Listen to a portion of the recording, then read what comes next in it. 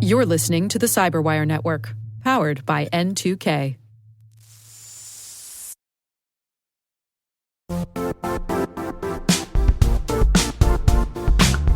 Hey everybody, Dave here. I want to talk about our sponsor, LegalZoom. You know, I started my first business back in the early 90s, and what I would have done to have been able to have the services of an organization like LegalZoom back then. Just getting all of those business ducks in a row, all of that technical stuff, the legal stuff, the registrations of the business, the taxes, all of those things that you need to go through when you're starting a business, the hard stuff, the stuff that sucks up your time when you just want to get that business launched and out there. Well, LegalZoom has everything you need to launch, run, and protect your business all in one place. And they save you from wasting hours making sense of all that legal stuff. Launch, run, and protect your business to make it official today at LegalZoom.com. You can use promo code CYBER10 to get 10% off any LegalZoom business information product, excluding subscriptions and renewals. That expires at the end of this year. Get everything you need from setup to success at LegalZoom.com and use promo code CYBER10. That's LegalZoom.com and promo code CYBER10. LegalZoom provides access to independent attorneys and self-service tools. LegalZoom is not a law firm and does not provide legal advice except where authorized through its subsidiary law firm, LZ Legal Services, LLC.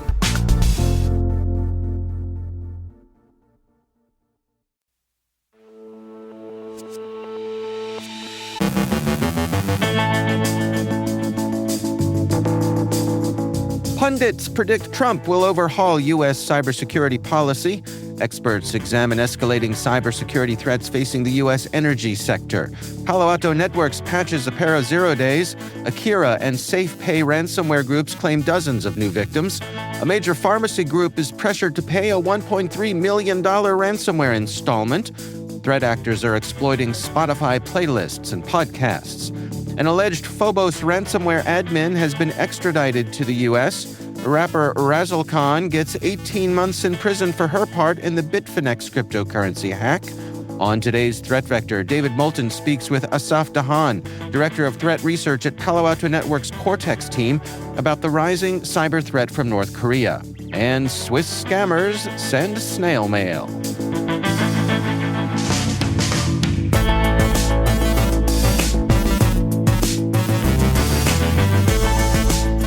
It's Tuesday, January 19th, 2024. I'm Dave Bittner, and this is your CyberWire Intel Briefing.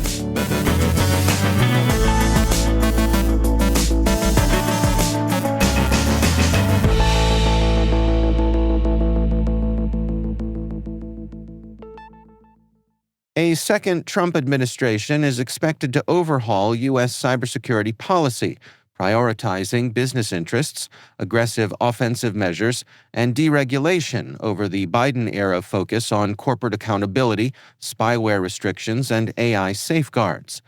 In an article for Wired, Eric Geller writes that Trump is likely to dismantle Biden's regulatory efforts on critical infrastructure cybersecurity, citing industry burdens.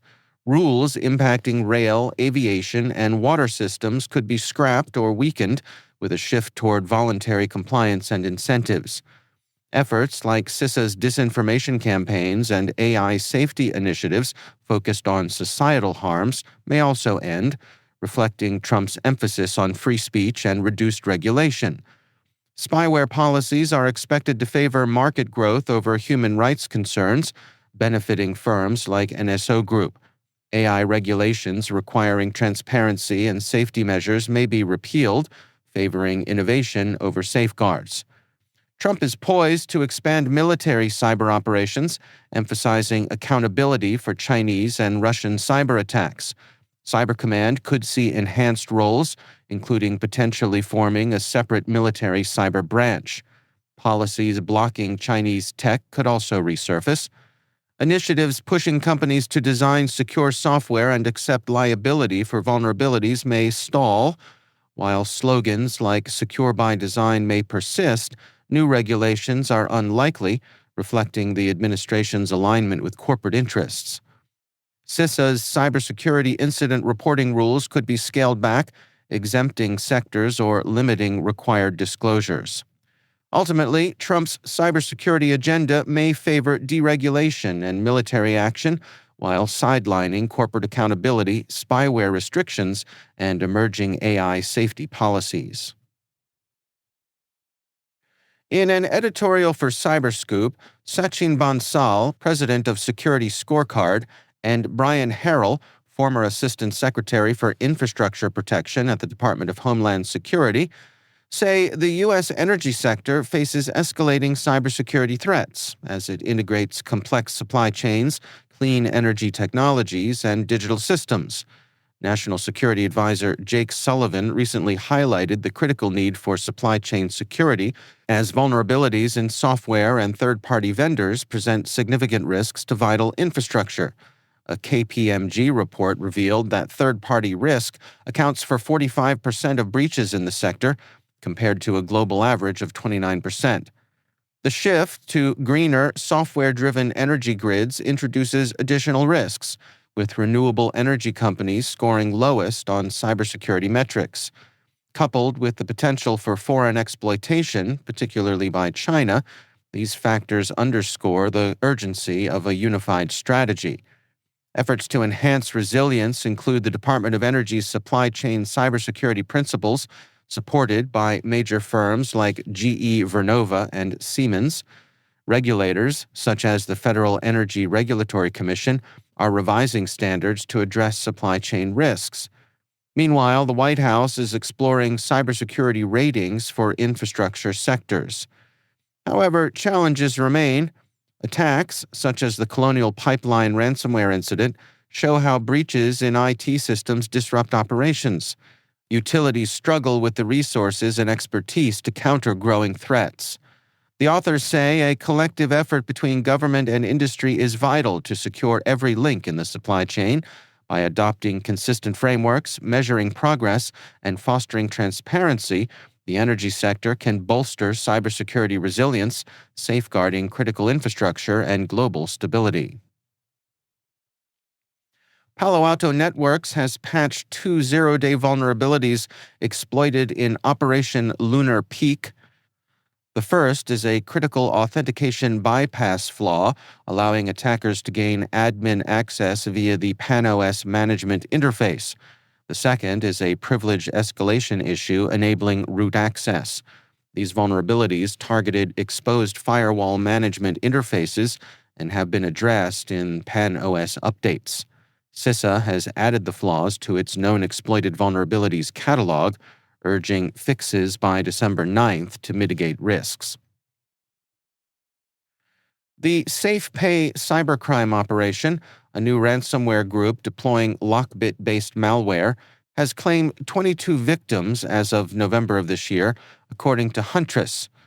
The group exploits remote desktop protocol access to encrypt files and exfiltrate data.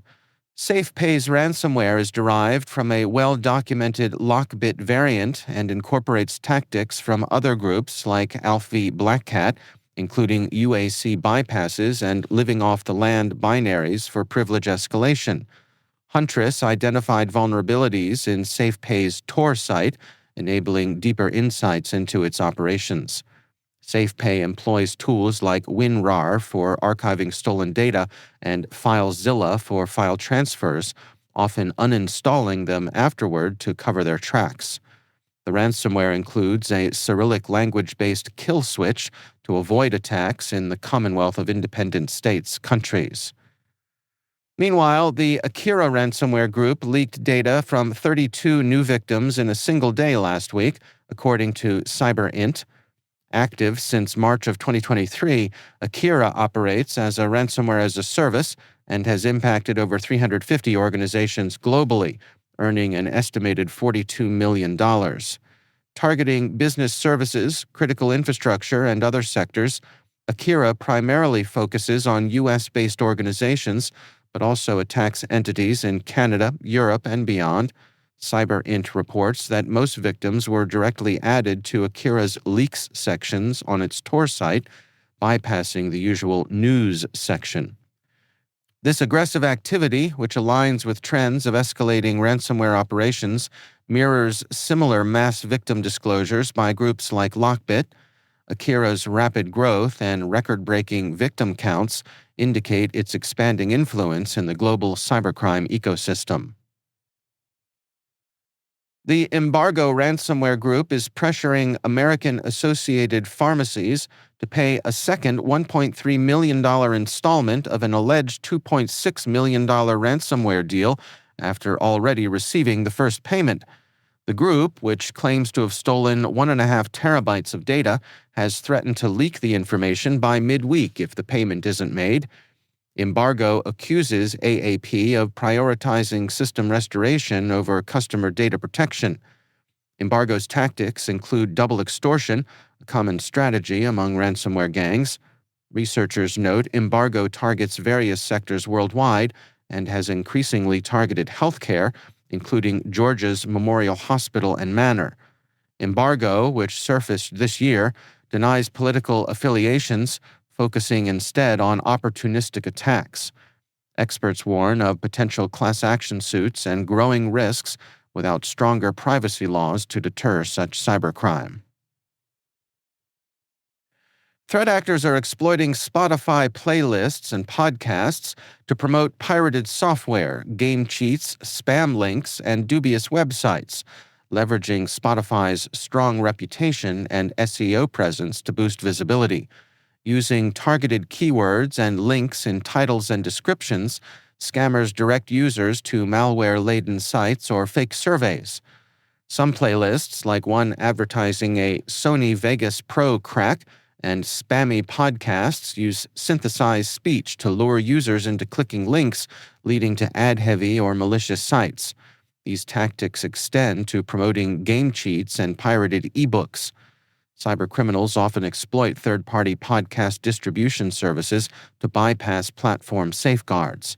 Spotify has removed some flagged content and emphasized its rules against malicious practices, but the challenge of combating such spam campaigns persists.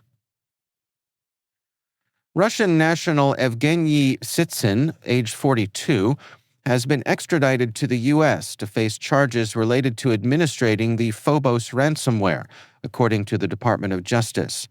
Accused of running a ransomware-as-a-service scheme since 2020, Sitsin allegedly developed and sold Phobos ransomware to affiliates who targeted over 1,000 victims worldwide, including schools and hospitals, extorting over $16 million. Affiliates used stolen credentials to encrypt and exfiltrate data, pressuring victims to pay ransom. Sitsin faces up to 120 years in prison if convicted. Heather Razalkhan Morgan, a self-proclaimed rapper and entrepreneur, was sentenced to 18 months in prison for assisting her husband, Ilya Lichtenstein, in laundering Bitcoin stolen during the infamous 2016 Bitfinex cryptocurrency hack. Lichtenstein, who received a 5-year sentence, stole over 119,000 Bitcoin, worth $71 million then, and now valued at $10.8 billion. Morgan, aware of the fund's illicit origins since 2020, helped conceal them through financial accounts, virtual currency exchanges, and mixers like Bitcoin Fog. Prosecutors recommended leniency, citing her clean record and limited personal gain.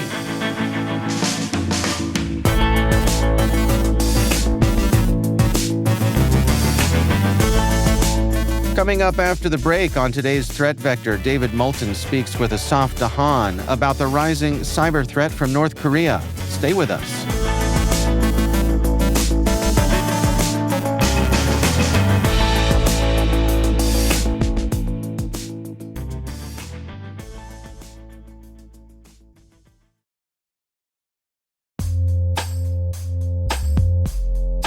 And now, a word from our sponsor, KnowBe4. It's all connected, and we're not talking conspiracy theories.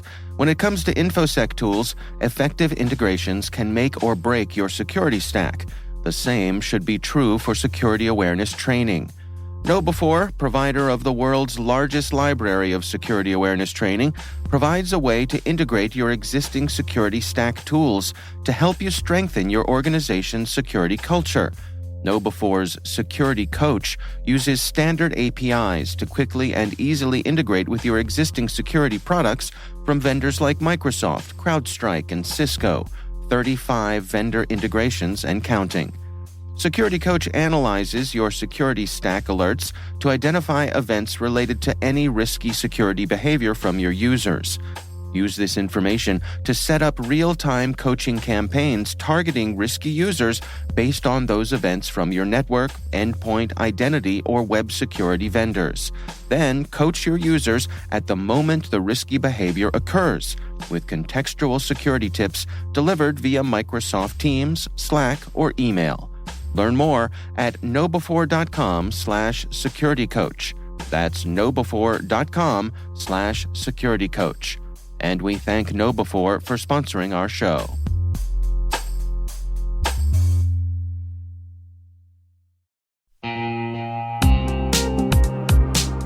Do you know the status of your compliance controls right now? Like, right now. We know that real-time visibility is critical for security, but when it comes to our GRC programs, we rely on point-in-time checks. But get this. More than 8,000 companies like Atlassian and Quora have continuous visibility into their controls with Vanta. Here's the gist. Vanta brings automation to evidence collection across 30 frameworks, like SOC 2 and ISO 27001. They also centralize key workflows like policies, access reviews, and reporting, and helps you get security questionnaires done 5 times faster with AI. Now that's a new way to GRC. Get $1,000 off Vanta when you go to vanta.com/cyber. That's vanta.com/cyber for $1,000 off.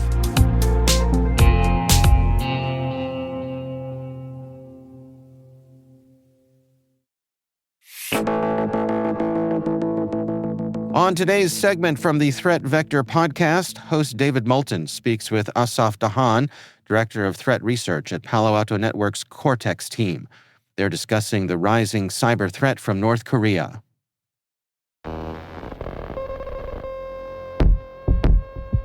North Korean threat actors are not script kiddies. They are a major cyber force to be reckoned with.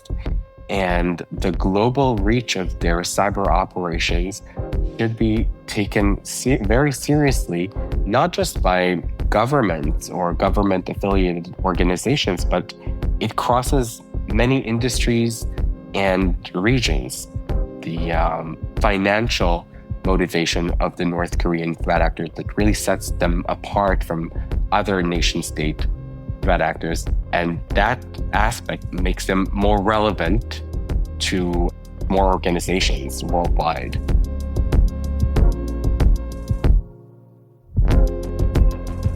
Welcome to Threat Vector, the Palo Alto Networks podcast where we discuss pressing cybersecurity threats and resilience and uncover insights into the latest industry trends.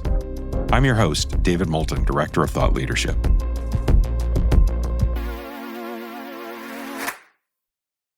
Today I'm speaking with Asaf Dahan, Director of Threat Research at Palo Alto Networks' Cortex team. Asaf is a seasoned cybersecurity expert with over 18 years in experience in both military and civilian domains.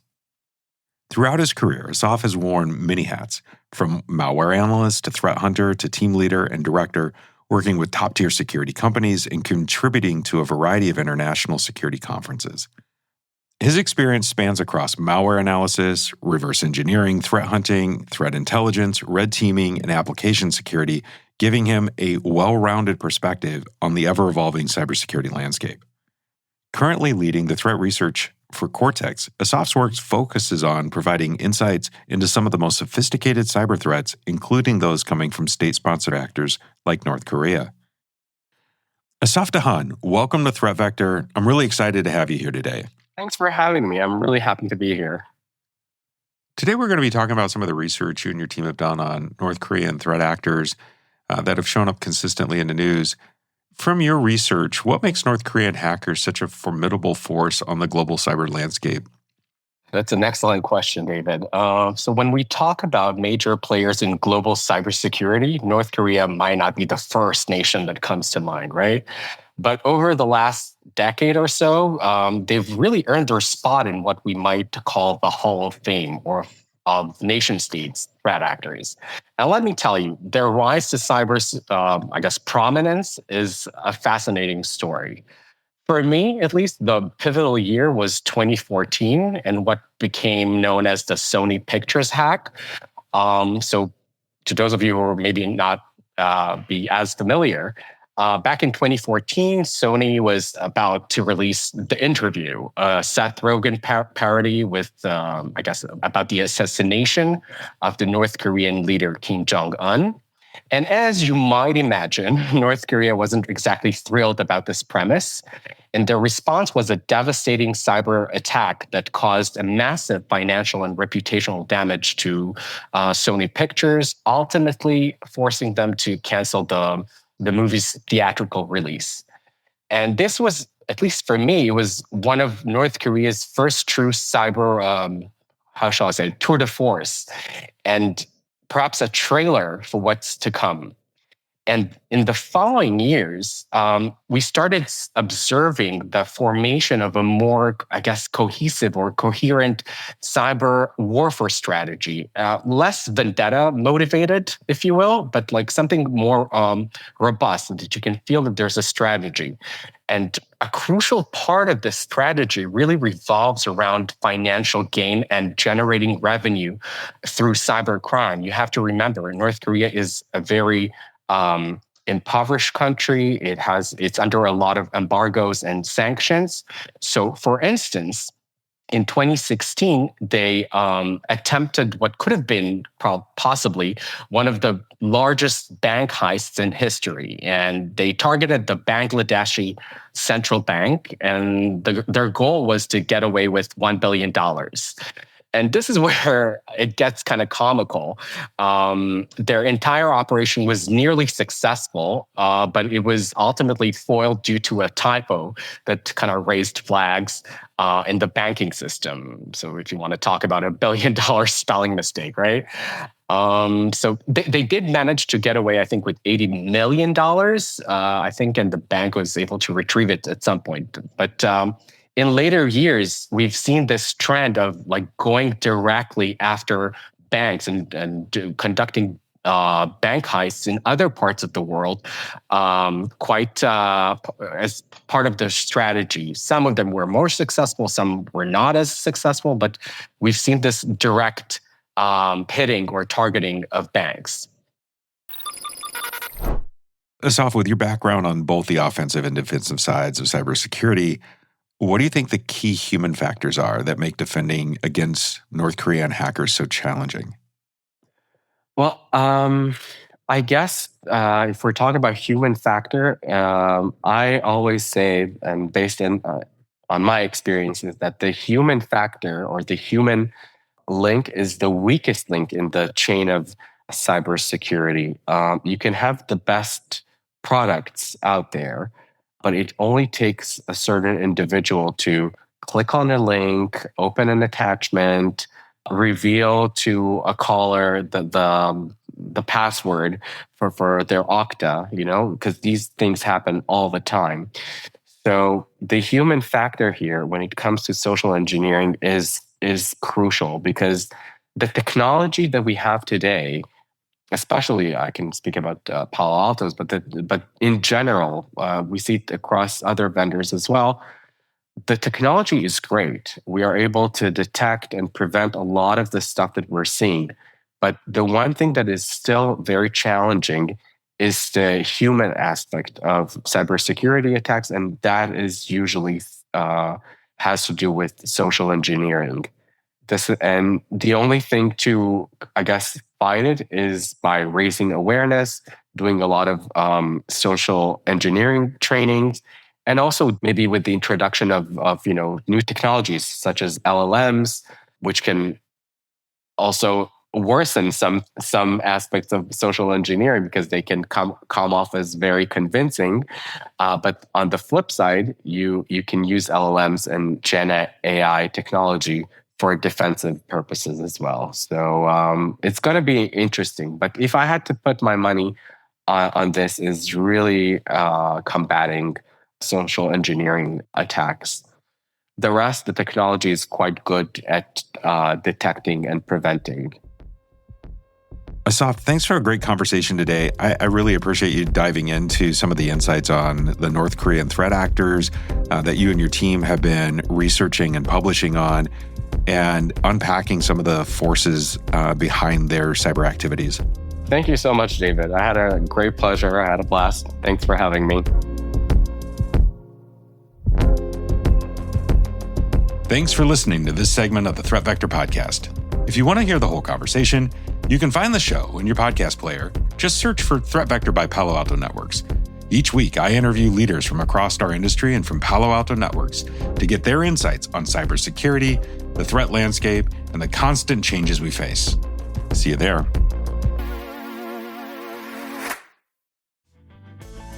Be sure to check out the complete Threat Vector podcast right here on the N2K CyberWire network or wherever you get your podcasts.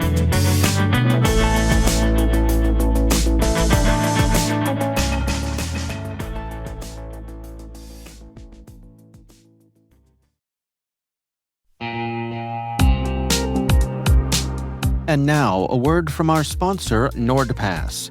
NordPass is an advanced password manager from the team behind NordVPN, designed to help keep your business safe from data leaks and cyber threats. It gives your IT professionals control over who has access to your company's data and makes it easy for everyone else on your team to use strong passwords. Right now, you can go to www.nordpass.com/cyberwire for 35% off the NordPass Business Yearly Plan.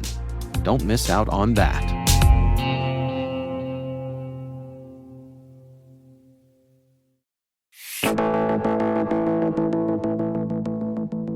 And finally, in a twist straight out of a cybercrime time machine, hackers in Switzerland are using snail mail with actual paper letters and stamps to deliver malware.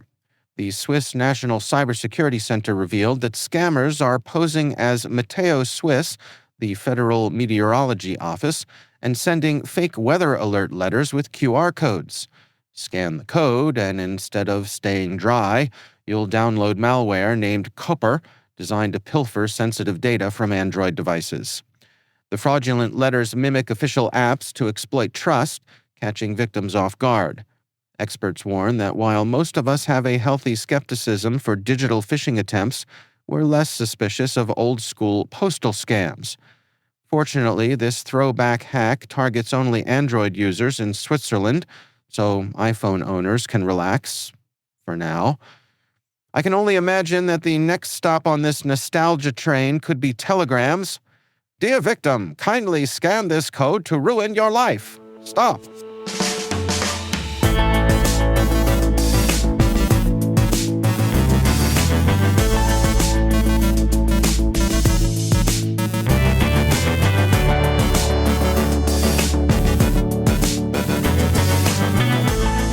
And that's the CyberWire.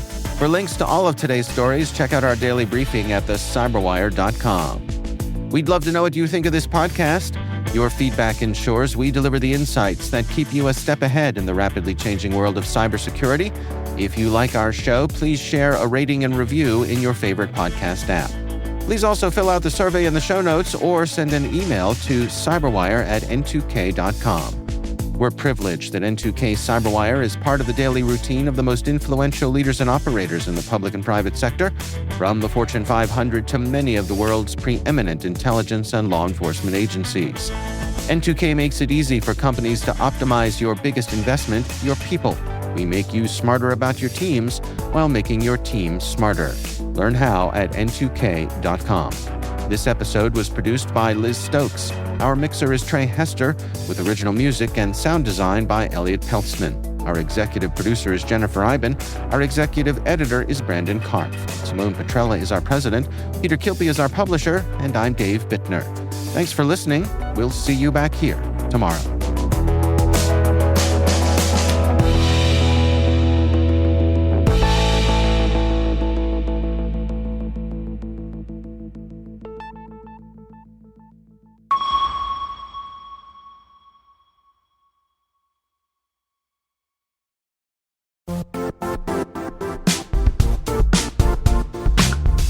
The IT world used to be simpler. You only had to secure and manage environments that you controlled. Then came new technologies and new ways to work. Now, employees, apps, and networks are everywhere. This means poor visibility, security gaps, and added risk.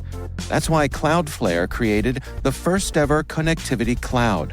Visit cloudflare.com to protect your business everywhere you do business.